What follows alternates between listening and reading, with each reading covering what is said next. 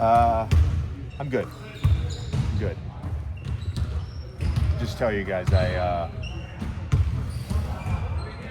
my wife got out really early. She was actually on the other side, close to like mid-city, and came out outside and saw the fire. And she was with some people, and they were headed to the airport. And she's just like, I got to go. And she went home, grabbed her nanny. This was all going on pregame, Tuesday, and I was scrambling to find a hotel that had room for them. And so she got out of there, got the kids from school. They're safe. That's all that mattered. Didn't spend any time on Twitter for a long time. Tuesday and Tuesday night, just to get updates. I was on there a lot, kind of following along with everything that was happening. We got home because of some maintenance issues around 2:30. Went to the hotel, woke up at 7, and still had my coach's uniform on, and headed up to the Palisades. I just kind of had to see it for myself, and I was not prepared. I was not prepared for what I saw. It is it's complete devastation and destruction. I had to go kind of a different way to the house, but I went through most of the village and it's all gone. And I don't think you can ever prepare yourself for something like that. Our home is gone, and look, we were renting for the year to try to figure out where we wanted to be long term, and everything we owned that was of any importance to us, almost 20 years together as a couple and 10 years of parenting, was in that house. And there's certain things that you can't replace, that will never be replaced. And it's like weird. It's really weird shit. My son did an art project last year at St. Anne's in Brooklyn, and it was like a charcoal pencil painting of a lighthouse that he had framed above the stairs. And like, you can't ever replace stuff like that. Memories. We're 18 years together now, Chelsea and I, and certain things that were in that house that you can't replace. The material stuff is whatever.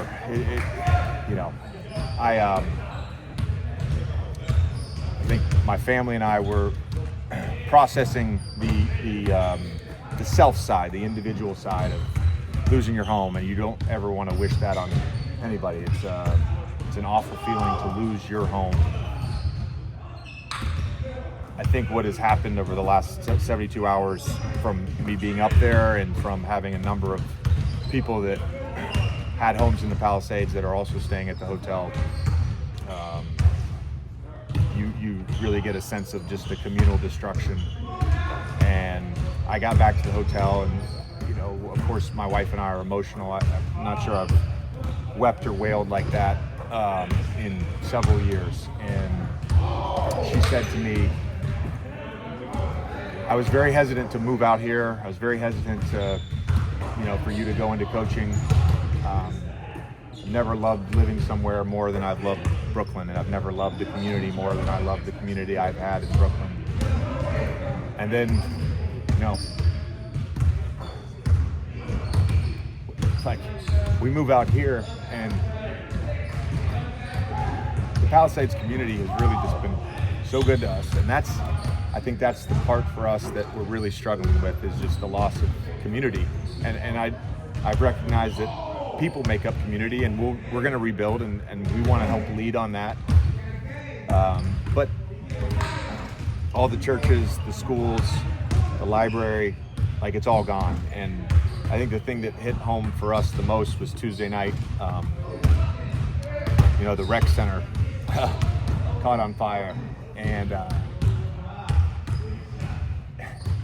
the day we visited the house and decided we wanted to live in the house, we were like, let's go explore the village. And we stumbled upon the rec center, and there was some summer rec league basketball games going on. One kid, Milo, was playing. I was like, oh, he's pretty good. He ended up being one of our neighbors. They lost their home. The rec center was like this this place we were at every day. I mean, flag football, basketball, the playground, baseball, tennis courts. And everyone we knew was there every day. And it just hurts to lose that. I've been overwhelmed by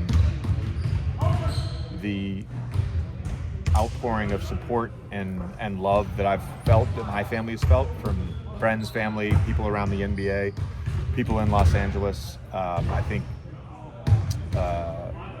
people in the Palisades community, in our kids' school community, who also have lost homes. Like, we've obviously all leaned on each other. You know, I can say this, like, for our family, we're as committed as ever to Los Angeles. We recognize, like, it's not just our community that has been impacted by this. There's people in Malibu, there's people in Brentwood, there's people up in the valley, there's people in Pasadena.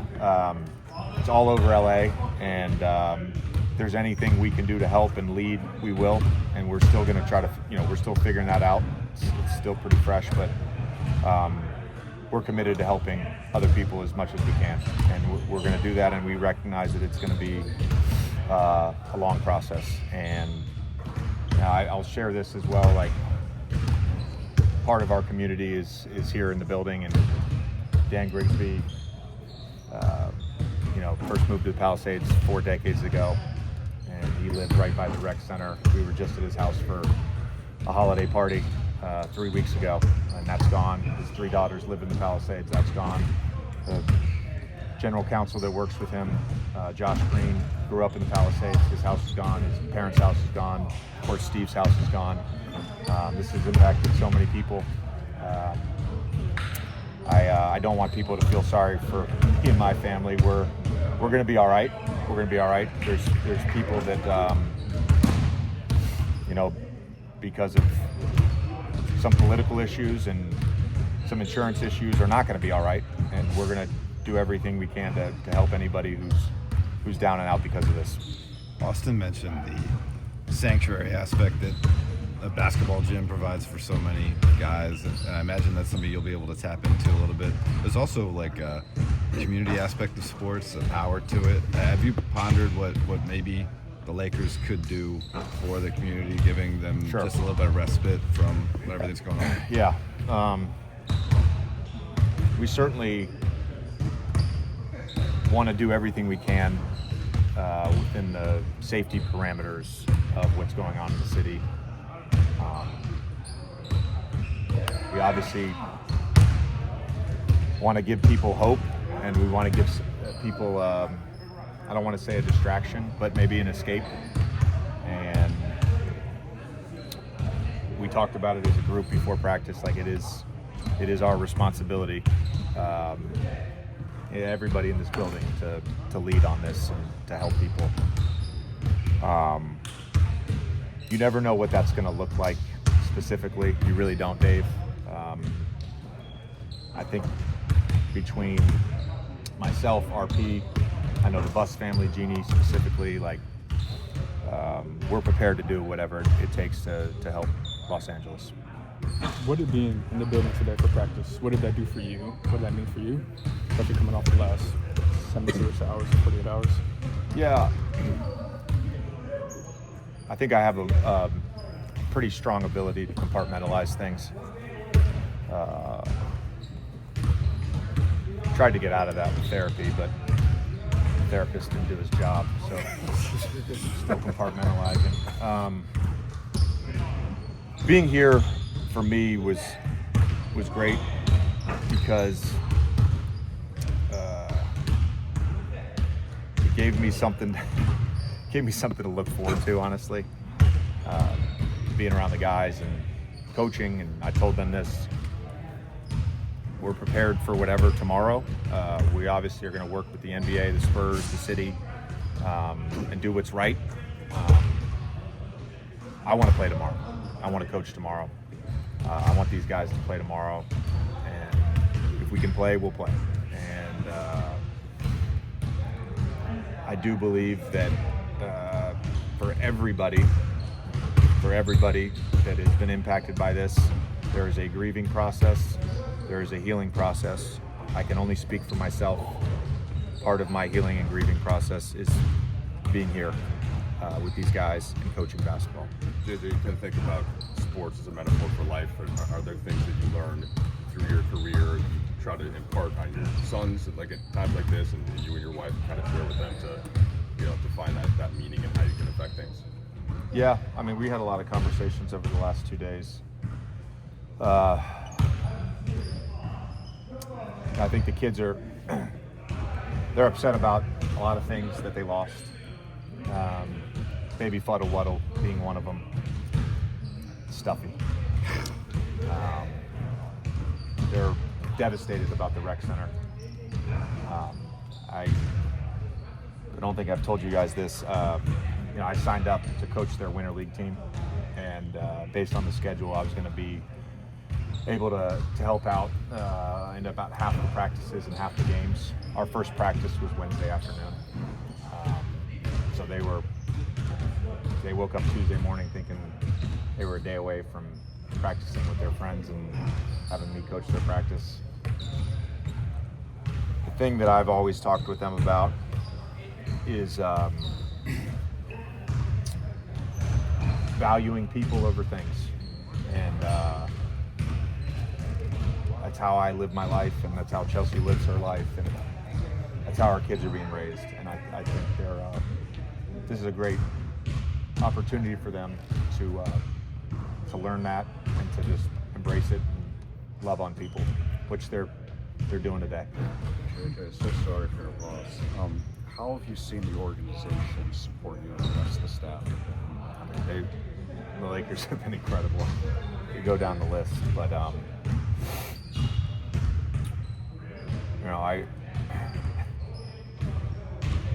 whether it's been RP or the Bus family, our associates, my coaching staff, the players, everybody that has been incredible, and there's been tangible things they've done to try to help us over the last few days, and I'm greatly appreciative of everyone that has helped. A couple more? Just small, obviously this is small. Ask your picture, basketball but question, yeah. Dave. It's all good. Was everyone able to participate today? Specifically, Jared Vanderbilt, we saw that he was assigned to South Bay. Where does he stand in his ramp up? Yeah. Jared was able to get 2 of the last 3 days, some live action with our South Bay team, which is, I think, really good for him. We want to give him more exposure to live play against professionals before we set a sort of target date. But it is imminent that he'll be back with us in the next, hopefully, few weeks.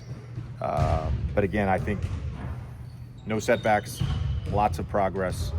The conditioning and just anybody who's played a sport and has been injured for an extended period of time, there's the confidence you have to build in your body. And he's getting there, and each time we've exposed him to live play, it's been better and better. So he's close. Can you guys use G League games in that, or is it more just practice now? We haven't discussed that, to be honest with you. It was more about just getting live practices in with the G League team, given our schedule every other day this month. Probably not an opportunity for live play, although because of us not playing yesterday, we did do some live play today. I know you said you want to get a few more runs for him before hitting target day, but is it realistic for him to return during this long function you guys have through the end of the month? I don't want to commit to anything. That's the hope, but I don't want to commit to anything. I think we've taken the approach going back to the start of the preseason and certainly in the off season that playing the long game here and just want him fully healthy and confident before we put him out on the court. Thanks, Coach. All right, thanks, guys. Thank you.